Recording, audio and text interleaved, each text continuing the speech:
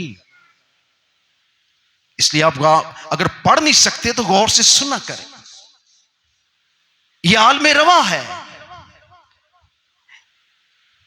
यह वो मकाम है जहां डाकू भी गया था। जिसने कहा तो आज मेरे साथ कहां होगा? फरदौस में। इब्राहिम फरदौस की जगह पे थी। सो ये दोनों शख्स जमीन और उसके गुनाह के बारे में हमें बता रहे हैं।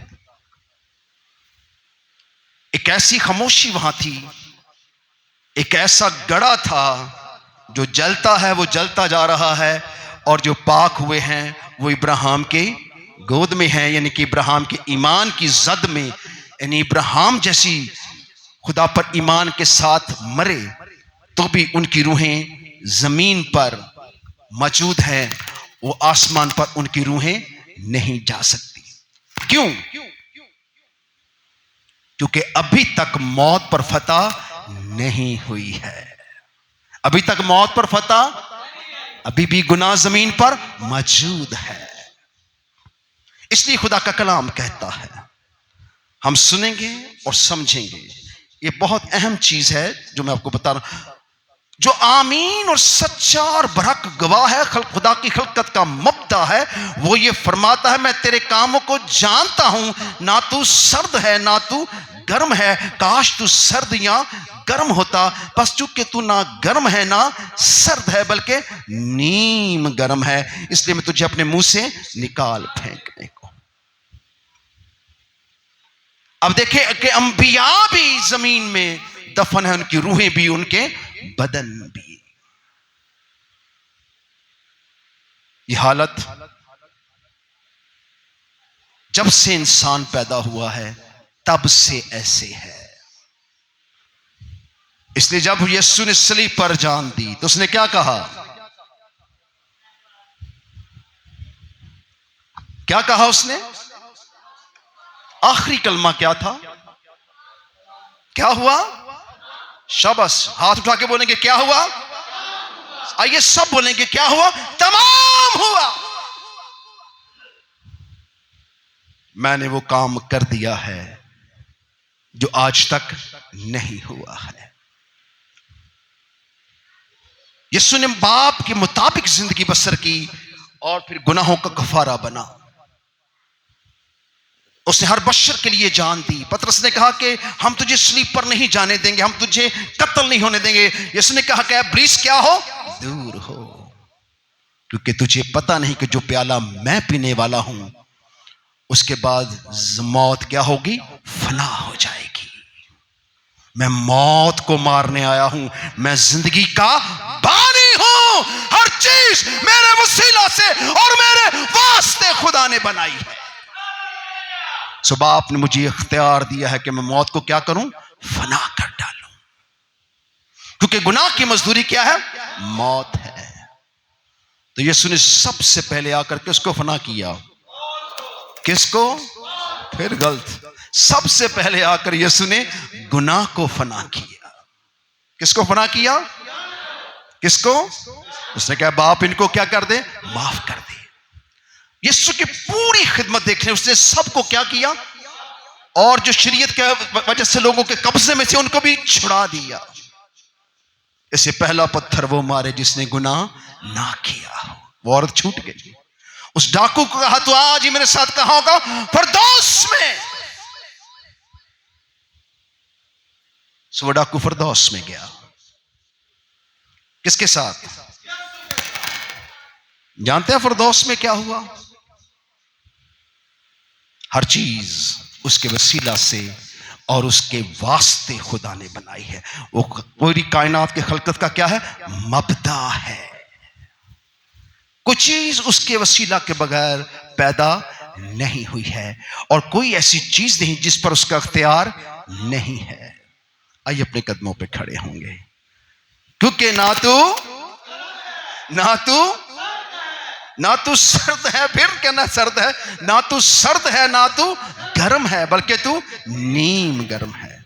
मैं चाहता हूं कि आज आप इस हालत से बाहर आ जाएं। आइए सब खड़े होंगे।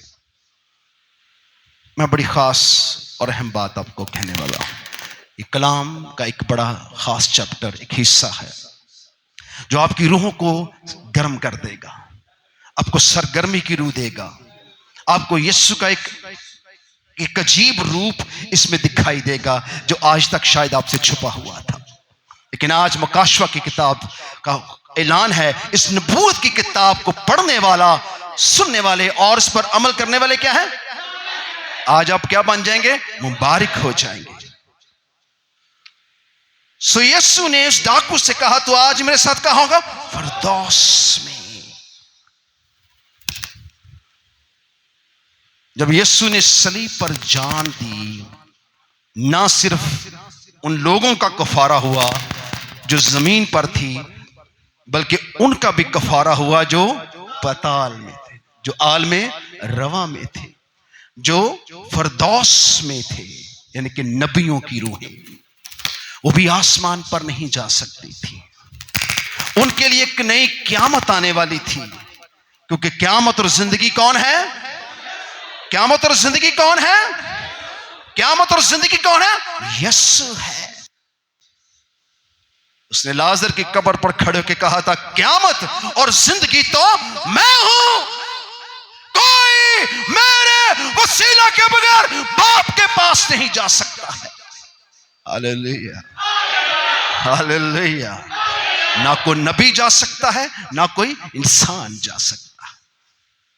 खुदा के कलाम में लिखा है कि जब यीशु ने लाजर को आवाज दी तो बहुत से लोग सोच रहे थे, आज ये बंदा फंस गया, क्योंकि मुर्दे कहां जिंदा होते हैं? मुर्दे तो खुदा जिंदा कर सकता है। हम सदियों से देख रहे हैं, इंसान क्या होता है? मर जाता है। बनी इस्राएल के फक्की फरीसी कहते हैं, हमने तो नबियों को अपने हाथों से कफनाया और दफनाया है। ये कौन है कि लाजर को, जो मर चुका है, जिसे मरे 4 दिन हो गए हैं, कब्र से आवाज देता है, ये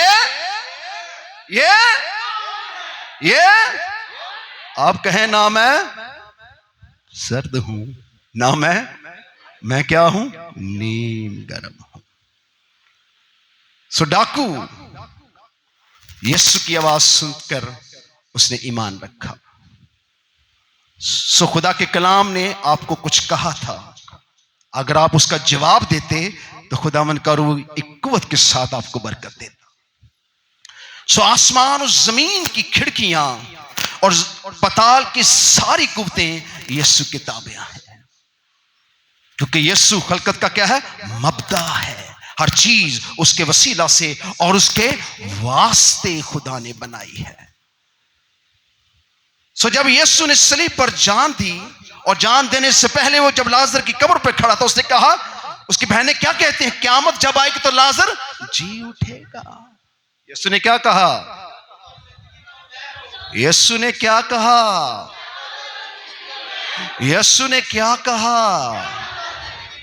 यीशु ने क्या कहा? क़यामत और जिंदगी तो मैं हूं।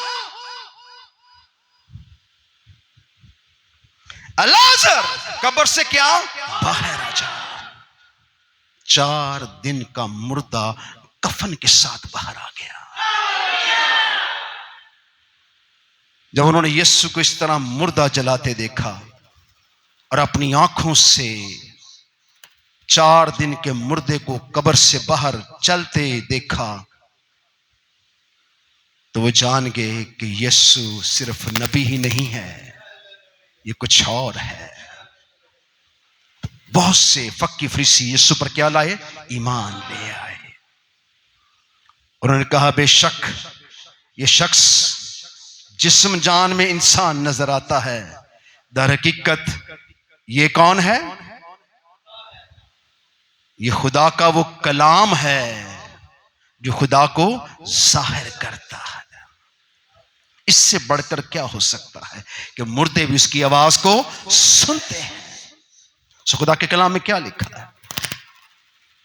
जब लाजर कब्र से बाहर आ गया तो बहुत से लोग लाजर को देखने आए कि ये लाजर जो मर गया था वो क्या हुआ है? जिंदा हुआ है। यहां इब्राहिम, तमाम अंबिया जमीन पर कैद है, उनकी रूहें कैद हैं, उनके जिस्म कब्रों में पड़े हुए हैं। और लिखा जब यीशु ने कहा क्या हुआ, तमाम हुआ, तो कब्रें क्या हुई, कब्रें क्या हुई, कब्रें क्या है, खोल गई और अंबिया कब्रों से बाहर आ गए और उन्होंने जलाली बदन में आकर यीशु को वेलकम किया। और यीशु किसके साथ थे, यीशु किसके साथ थे, हाँ,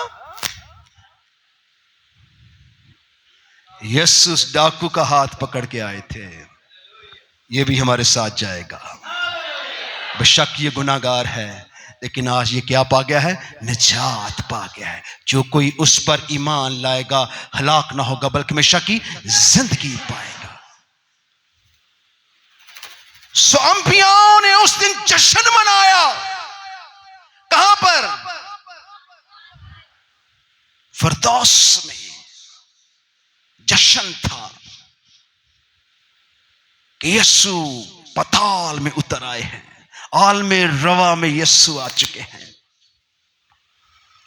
उस दिन इब्लीस की पूरी ताकत कुछ नहीं जाई थी।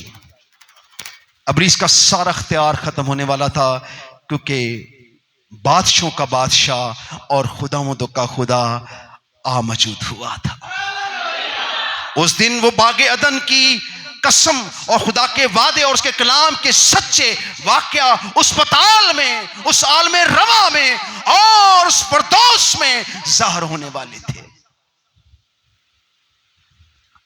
क्योंकि बाप ने कहा था कि औरत की नस्ल से एक पैदा होगा, हालेलुया, औरत की नस्ल से एक पैदा होगा जो इब्लीस के सर को क्या करेगा, कुचल डालेगा। वो मौत को क्या बदलेगा, जिंदगी में, और गुनाहगारों को रास्ते में ले आएगा।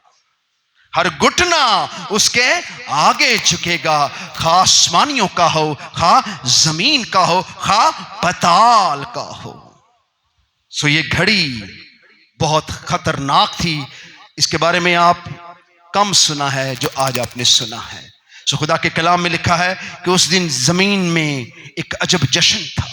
सो 3 दिन यीशु आलम रवा में उतरे और उन मुर्दों को जो मसीह के पहले खुदा पर ईमान रखते थे छुड़ाया और उनको बदन दिए, उनको अपने साथ, और फिरदौस को भी अपने साथ कहां ले गए, कहां ले गए, कहां ले गए, आसमान पर। कहां ले गए, कहां ले गए, आसमान पर ले गए। क्योंकि फिरदौस तब तक जमीन पर थी जब तक यीशु वहां दाखिल ना हुए। तो यीशु के वसीला से हम आसमान की बात करते हैं। उस दिन सबसे बड़ा काम यह हुआ था कि फिरदौस को जो जमीन में थी कहां चले गई, आसमान पर। सो 3 दिन में खुदा ने वहां पताल में अदालत की। उन फरिश्तों को पकड़ा जिन्होंने जमीन पर गुनाह और नूह के दौर में तबाही मचाई थी, इंसानी नस्ल में गड़बड़ की थी, जिनसे बहुत सारी बुराइयां और बदियां पैदा हुई। उन सब अब्रिसी फरिश्तों को भी खुदा ने बांधा और उनको थागड़े में क्या किया, बंद कर दिया।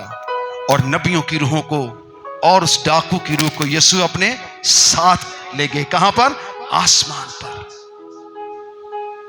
और 3 दिन के बाद शागिर्दों को मालूम पड़ा कि यीशु का जिस्म भी कब्र में नहीं है। उसकी कब्र पर पत्थर इसलिए रखा गया, वहां पुलिस या कोई ऐसी फौज इसलिए बिठाई गई थी क्योंकि वो जानते थे कि यीशु ने दावा किया था कि वो 3 दिन मुर्दों में से, वो कह रहे कि जी उठेगा, पर हमने कब्र से नहीं बाहर आने देना, हमने कब्र पर पहरा लगा देना। पर लिखा है कि जब खुदा अपने कलाम को भेजता है तो पत्थर भी सिरक जाते हैं। सो 30 दिन अपने कहने के मुताबिक मुर्दों में से, लेकिन वो मरा कब था? यीशु ने कहा था कि जिस तरह यूना 3 दिन मछली के पेट में रहा, ऐसे मैं भी जमीन के पेट में रहूंगा और उन रूहों को, उन नबियों की रूहों को क्या करूंगा, आजाद करूंगा। और मैं बहाली लाऊंगा, और मेरे सबब से जो कोई मुझ पर ईमान लाएगा हलाक ना होगा बल्कि हमेशा की जिंदगी पाएगा। सो आज पूरी कायनात के अंदर यीशु की कब्र क्या है? खाली है,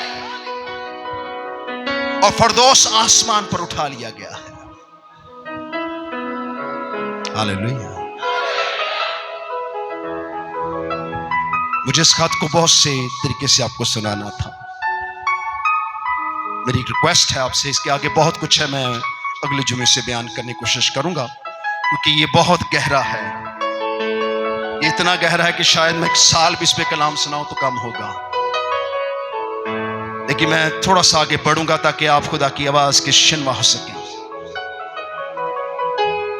सो ये बहुत जरूरी है कि आप इन सब बातों को जो यीशु के हक में कही जाती हैं गौर करें।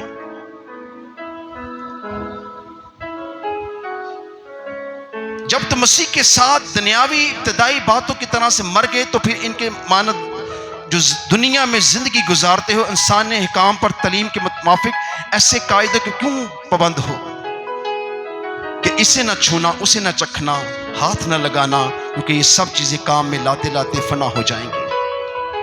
इन बातों में अपनी इजाद की हुई इबादत और खाकसारी और जिस्मानी रियासत के एतबार हुकूमत की सूरत नहीं है, हुक्मों की सूरत नहीं है, मगर जिस्मानी ख्वाहिशों की रोकने में इनसे कुछ फायदा नहीं। बस जब तुम मसीह के साथ जलाए गए तो आलमे बाला की चीजों की तलाश में रहो, ना कि जमीन की। तलाश में रहो जहां मसीह मौजूद है, खुदा के दाहिनी तरफ बैठा है।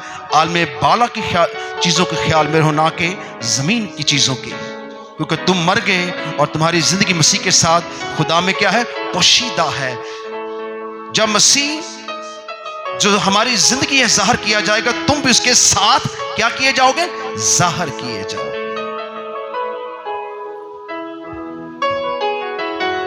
जब आज कोई मसीह में मरता है तो वो आलमे रवा में नहीं उतरता। कोई जो मसीह में मरता है, जिसने निजात हासिल की है, वो फरदौस में जमीन पर नहीं जाता, बल्कि कहां जाता है? आसमान पर, क्योंकि दरवाजा यीशु ने क्या किया है? खोल दिया है। अब पताल की बातें नहीं होंगी बल्कि आसमान की होंगी, क्योंकि यीशु आसमान पर खुदा के दाहिने हाथ जा बैठा है। उसने सब चीजों पर फतह पाई है और खुदा के दाहिने हाथ बैठा है ताकि जिंदों और मुर्दों का क्या हो? मुंसिफ हो। आज कौमें उम्मतें यीशु का इंतजार करती हैं, बिलवास्ता या बिलावास्ता। वो कहते हैं कि जब तक मसीहा ना आएगा, जब तक यीशु ना आएगा, बाकी चीजें बहाल ना होंगी। यीशु ने कहा कि तुम मुझ पर क्या रखते हो? ईमान रखते हो। मैं जाता हूं तुम्हारे लिए जगह तैयार करता हूं, ताकि जहां मैं रहता हूं तुम भी मेरे साथ रहोगे। क्या हमें सर्द ठंडे लोग होना चाहिए? हमें सरगर्म होना चाहिए, क्योंकि हम जमीन के नहीं बल्कि आसमान के हैं। इस खत का एक सेशन मैं और लूंगा, क्योंकि हमने पिछले खत को थोड़ा सा रिपीट किया। कुछ ये नीचे वाली बातें, आसमान की बातें, जमीन की बातें हमने की थी, पताल की बातें रह गई थी, उसे आज मैंने खोल दिया। अब जो फ्यूचर है इसके अंदर, मुस्तकबिल है, उसको अगले जुमे खोलेंगे, ताकि आप अपनी हैसियत को पहचान सकें कि यीशु ने आपको क्या मकाम दिया है। आपकी बीमारियां, आपके हालात कुछ नहीं है। यीशु के आसमान और जमीन भाग जाता है, क्योंकि वो कुव्वत रखता है, वो इख्तियार रखता है। यीशु वो है जो नबियों को भी आजाद करते हैं, उनकी रूहों जानों को भी फैसला करते हैं।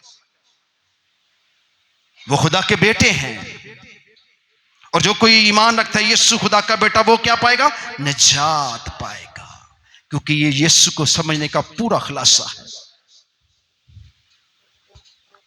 आज एक जंग छिड़ी हुई है दुनिया के अंदर, क्या यीशु खुदा है? जी, इब्तिदा में कलाम था, कलाम खुदा के साथ था और कलाम ही खुदा था। यीशु खुदा थे, हैं और रहेंगे। खुदा को तो किसी ने नहीं देखा है, पर उसके अकलौते बेटे ने उसको क्या किया है? जाहिर किया है। उस अख्तियार के साथ, उस जीवन के साथ, जिसने कहा कि कौन मुझ में गुनाह साबित कर सकता है। ना वो इंसान के इरादे से, ना वो इंसान के खून से, बल्कि खुदा से पैदा हुआ। मैं बहुत सादगी से आपको बहुत एक गहरी बात सिखा रहा हूं। एक वक्त है कि उसमें पूरी तरह से बताऊंगा आपको। तस्लीस, खुदा बाप, खुदा बेटा, खुदा रूह कुद्दस, ये खुदा की अकाइयां हैं। ये तीनों शख्सी तौर पर खुदा हैं और इंसान पर ज़ाहिर हुए हैं। लेकिन ये ऐसा इब्तिदा में कलाम था, कलाम खुदा के साथ था और कलाम ही खुदा था। ये ऐसे मुजस्सम है कि कोई इनको जुदा नहीं कर सकता है। मसीहों के पास एक जोरावर खुदा है, क्योंकि उसके सिवा कोई खुदा नहीं है। तो यार, यीशु ने मौत और कब्र और गुनाह पर क्या पाई है? फतह पाई है। आपके गुनाह चाहे क्रिमजी रंग के क्यों ना हो, जब आप इकरार करते हैं यीशु के सामने और इकरार करते हैं यीशु खुदा का बेटा है, आपके गुनाहों को आग लग जाती है और वो क्या होते हैं? फना हो जाते हैं। और आपकी जिंदगियां खुदा में नहीं, मखलूक और तख्लीक में बदल जाती है। मैं चाहूंगा कि आपने एक अजीब कलाम सुना है मकाशवा में से। इस वक्त को हम ज़ाया नहीं करेंगे। 3 मिनट की आप अपने लिए दुआ करेंगे, अपनी खताओं, अपनी गलतियों का इकरार कर लें। इसके साथ इस कलाम की बड़ी बहाली, इस कलाम का बड़ा मस्सा, इस कलाम की बड़ी गहरी बातें आपकी समझ में आ जाएंगी। अपनी आंखों को बंद करेंगे, अपने हाथों को बुलंद करेंगे और अपनी ज़ात के लिए अपनी कमजोरियों का इकरार करें और यीशु जिसे कहें कि वो आपको क्या करें? बहाल करें, ताकि आप ना सर्द रहें ना गर्म, नीम गर्म हालत से बाहर आ जाएं और गर्म हो जाएं, क्योंकि आपका खुदा भड़कती ही आग है। आपकी आवाज आनी चाहिए। आप सर्द लोग नहीं हैं, ठंडे लोग नहीं हैं, आप सरगर्म लोग हैं। अगर आप गैर जुबानों में दुआ कर सकते हैं तो करें। गला फाड़ के चलाएं, दरेक ना करें, मत सोचे दूसरा सुन रहा है। इस वक्त खुदावंद आपकी सुन, आपकी खताएं मिटाई जा रही हैं। जो कोई उस पर इकरार करेगा, जो अपने गुनाह का इकरार करेगा, वो निजात पाएगा। निजात आपके पास है। निजात दहिंदा यीशु है। कायनात में यीशु के सिवा कोई निजात दहिंदा नहीं है और कोई आपको माफ नहीं कर सकता। यीशु है जो आपके गुनाहों को क्या कर सकता है? माफ कर सकता है। वो आपको माफी देने की कुदरत रखता है। वो आपको माफ करना वाला खुदा है। वो 80 घड़ी माफी मांगे। आपकी बीमारियां, आपके असर, आपकी तस्वीरें भाग रही हैं, आपकी बदरूहें भाग रही हैं, आपकी कमजोरियां आपके बदनों से, आपकी जानों से, आपके इज़्दिवाज में से यीशु नाम से भाग रही हैं, क्योंकि आपने अपने गुनाहों का इकरार किया है और सलीब के ऊपर शादियाना जो फतह का वजह है उसमें नारा बोला है। एक आवाज़, आपकी आवाज बड़ी कम है। आइए सरगर्म हो जाइए, आपका यीशु आने वाला है। वो आपको लेने लगा है। वो इसी घड़ी आपको बहाल करने वाला है। वो चारों सिमत से आपको बहाल करने वाला है। एक बाबा तो रोज सभी ही मारा सब, आपको मौका मिला है, इसे जाया ना। ये घड़ी वापस नहीं आएगी।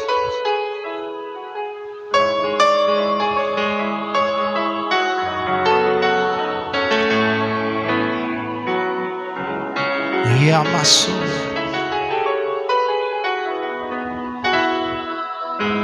les sabatores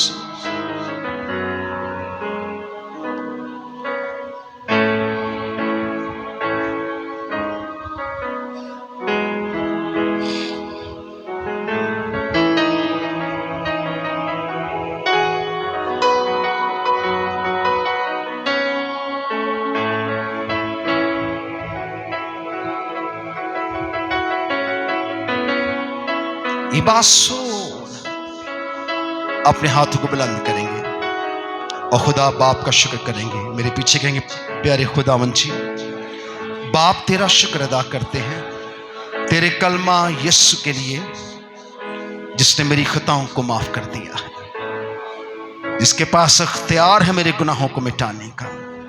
सो मैंने उसके सामने इकरार किया है, जिसने सलीब पर मेरे गुनाह का कफारा दिया है। सो मेरे गुनाह जाते रहे, मेरी कमजोरियां जाती रही, मैं नई मखलूक और नई तख्लीक में दाखिल हो गया, मैं रास्तबाज हो गया, मुझ पर खुदा का फसल हुआ है। और खुदा मैंने आंसू से बोया है, मैं खुशी से काटूंगा। आज ठंडापन मेरे बदन से, मेरी रूह से जाता रहा।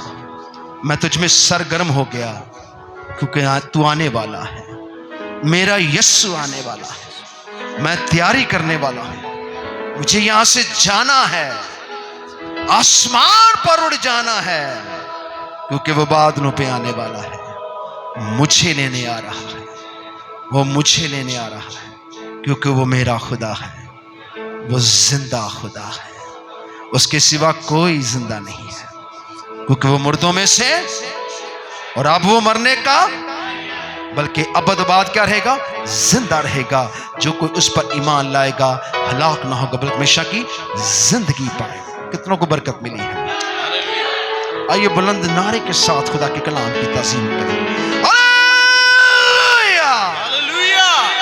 यीशु के खून में, यीशु के खून में, यीशु के खून में, यीशु नाम में फतह है। सो आज का कलाम न राह के किनारे गिरे, न झाड़ियों में, न पथरीली जमीन पर। आज का कलाम जरखेज जमीन पर गिरे, जहां से कुछ 100 गुना, 60 गुना, 30 गुना फल लाता है, ताकि सारा जलाल खुदा बाप, खुदा बेटी, खुदा रूह कुद्दूस को मिले। किस नाम से?